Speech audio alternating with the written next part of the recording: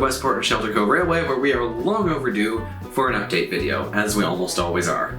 And there is a lot to cover, so let's get started. First of all, the lighting. You may have noticed in the past few videos that the lighting's a little tiny bit different from how it used to be, and that's because I've installed a whole new lighting system in this room.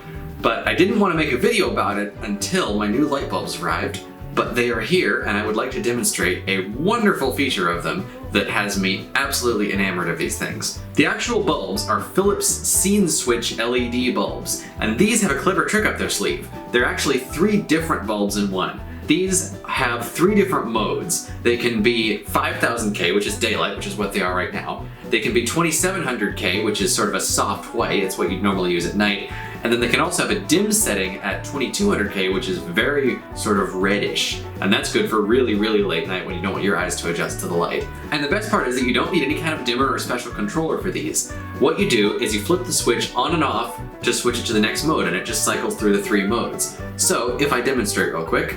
So this is 5000K daylight. If I turn it off and back on again, this is now the 2200K ultra dim mode. If I flip it again, it's now on about 2700K, soft white. This is what I would use most of the time at night when I do need to see stuff, but I don't want it to be kind of bluish like it is in the daylight.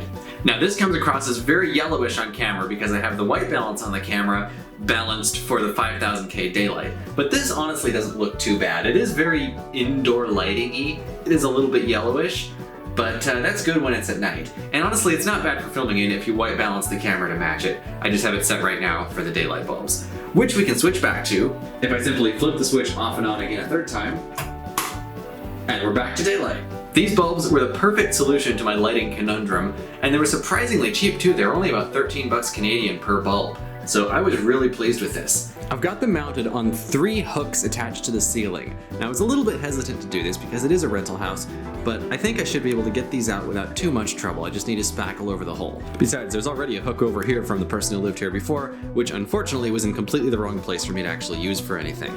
Anyway, I just bought 3 pendant light cords from Home Depot and ran them all to a outlet splitter attached to the place where the light used to be on the ceiling.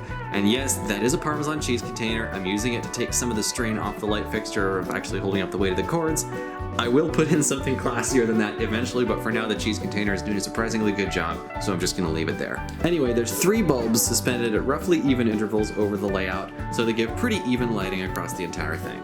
Anyway, there's a lot to cover, so let's move on. As you may have noticed, the holiday season passed, and I got quite a bit of awesome train stuff. First of all, this is an older Atlas Alco RS-3, a Canadian Pacific diesel engine that I actually got through BC Shaver for a great deal because it was used, it was part of a collection that the shop bought, and nobody else particularly wanted it because it is an older model. But I tuned it up and it runs very, very nicely. I think I'm actually going to keep this one lettered Canadian Pacific instead of re-lettering it for the Westport and Shelter Cove because I really like this maroon and gray paint scheme, and I'm thinking of sort of having a fictional Westport and Shelter Cove interchange with the Canadian Pacific and sort of grounding it in reality a little bit that way. And I guess that does confirm it as a Canadian railway. Anyway, you may also notice what it's pulling. These are new as well. These are Rivarossi 60-foot commuter passenger cars. I've been wanting to get a set of these for a long time, but I've been procrastinating because it was quite a bit of money. But I figured since it was a holiday that was a good time to do it. I did have to import them from the States, which was quite a bit of trouble and expense, but I think I still got a decent deal on them, and I think I cleaned out the last handful of them that was available on eBay. I got 1 combine and 4 coaches because I wanted a nice long consist. Now these are Union Pacific because that was the only road name still available. Eventually I am going to repaint these in the same dark green that I did on diesel number 40. I really like that green, and I have another upcoming project with that green which I may talk about in a bit. These are really great passenger cars. They're very, very detailed. The couplers have a nice wide swing, so they have no problem going around the 18-inch radius curves, and they're short enough that they actually look okay on these curves, and they have that general overall look of the bigger Pullman heavyweight cars that were used throughout most of North America for much of the 20th century. So these look a lot like the passenger cars that a lot of tourist railroads run, which is what I'm going for. And they're also just really nice models on their own. If you look at all the separately applied grab irons, all the interior details, even the paint schemes are quite well applied, although I'm going to be painting over them. So I'm very, very pleased with this. Honestly, they look pretty good with this sort of gray Canadian Pacific engine as well. And I had considered painting the maroon to match this engine, but the only decent maroon hobby spray paint I found is the Tamiya maroon, which I used on this engine. And speaking of which, you probably saw the video about me converting this Bachmann 280 into a 262. If not, I'll link to it in the description. But anyway, I still need to paint the tender. But I painted the engine in Tamiya maroon, and it is a very nice color, but the paint is also kind of a pain to work with. It's very glossy, it doesn't cover terribly well. I had to do a lot of coats to get it to look like that. Probably should have primed it first. But anyway, I don't particularly feel like using that on these passenger cars. This green paint from Vallejo is acrylic. I can lay it down in really, really thin layers and dry them with a hairdryer, which makes it very easy to go on, and I have a whole lot of control over it. Anyway, enough about that. Moving on, because we do have a lot to cover. This engine, you've probably seen before. This is Westport and Shelter Cove number 13, formerly Red Oak number 3. One of the engines that I have the most sentimental attachment to. I try not to do that. Well, actually, I don't try not to do that. I just do that. Anyway, I've modified this a lot over the years, but in the last video, it was not running very well because, frankly, it has a ton of miles on it, and I thought that it was sort of reaching retirement age. But I ended up taking it apart, and while I was tinkering with it, I thought, well, why not, like, just run some rubbing alcohol through the motor to see if I can clean it out a little bit. And that worked wonders. It turned out the commutator had quite a lot of built-up gunk on it, and cleaning that out and re-lubricating it, it desperately needed lubrication, has actually smoothed this out to the point where it's one of the smoothest and quietest running engines I have now, and its low-speed performance has dramatically improved. Unfortunately, I cannot say the same of its sibling over here, which is a newer Bachmann 460. They have switched to 3-pole motors in these newer ones, in addition to downgrading the detail a little bit, and this one, it just doesn't run nearly as well. It's very sort of herky-jerky at low speed, and I have taken this thing apart and cleaned it and lubed it several times. I've actually put more work into this one than I have into this one, and I just cannot get it to do it. So this thing is just kind of cranky and temperamental, and it's too bad because I really like the way it looks, I like the color scheme, but it's gonna need a new motor before it can run decently. I didn't mention it before, but you probably also noticed the TARDIS. This is another thing I got for the holiday.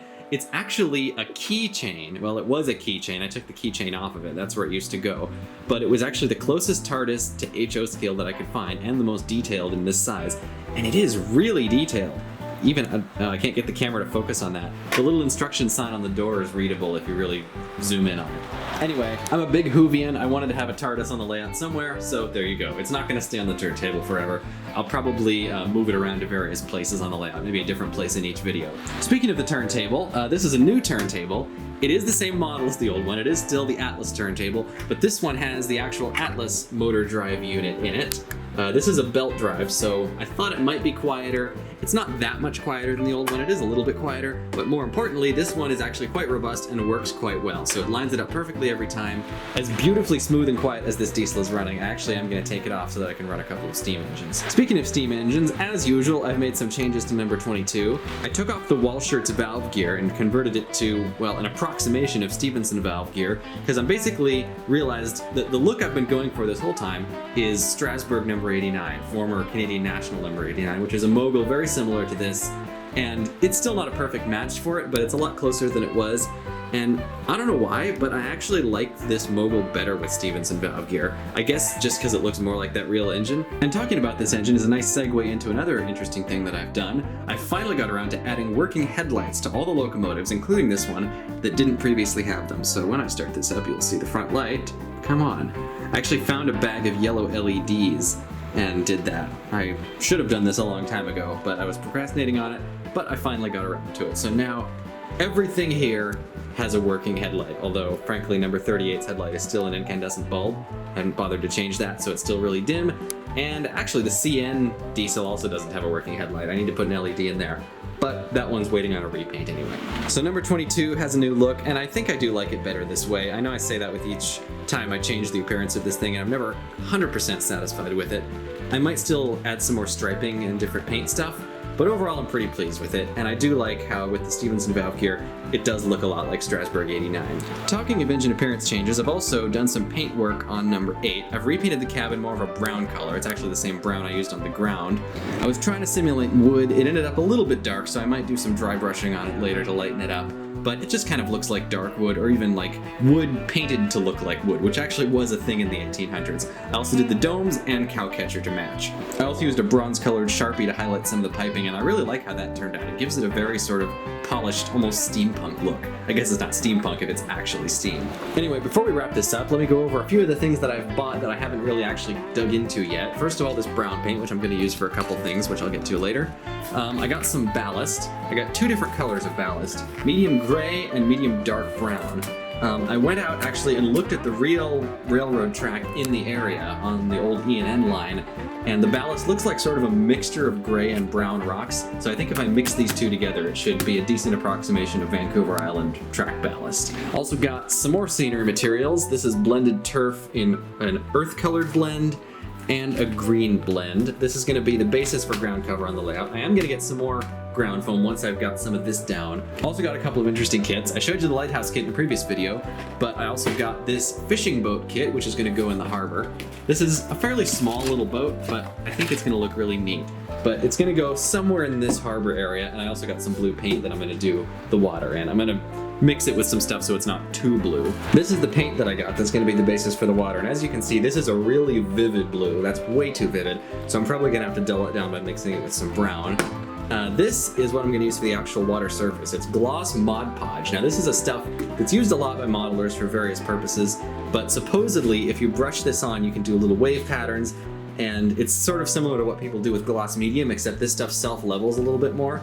So hopefully that'll make a really nice water surface. I've seen some people on YouTube do water with this, and I really like how it looks. One more kit actually is this Atlas passenger station. Now there's a weird story about this. I already had a passenger station on the layout for a while. I'll put a picture of it in here, that I thought was one of these kits.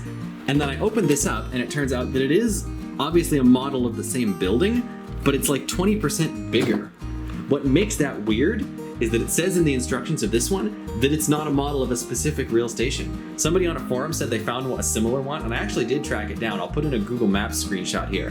It looks like very much the same style. It has the same distinctive roof shape, but it's much wider and it doesn't have this end platform thing. So this is obviously a freelance station. I don't know, maybe the other company ripped off Atlas, maybe Atlas ripped off the other company. But anyway, there's two versions of this kit floating around out there, and this is the slightly larger one. And it also has more details, including this little phone booth, which is kind of neat.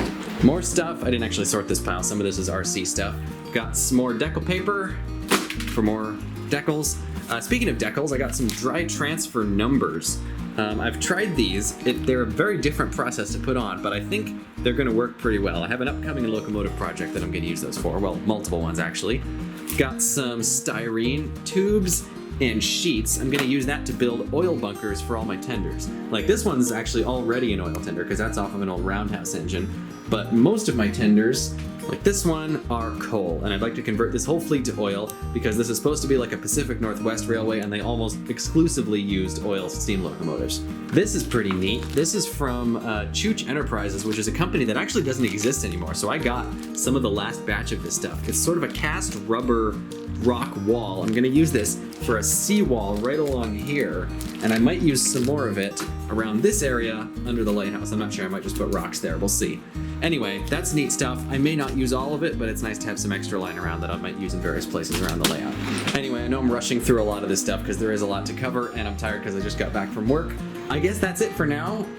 There will be more coming. I have another locomotive project that I'm keeping hush-hush because I'm quite excited about it, but I'll do that in a separate video.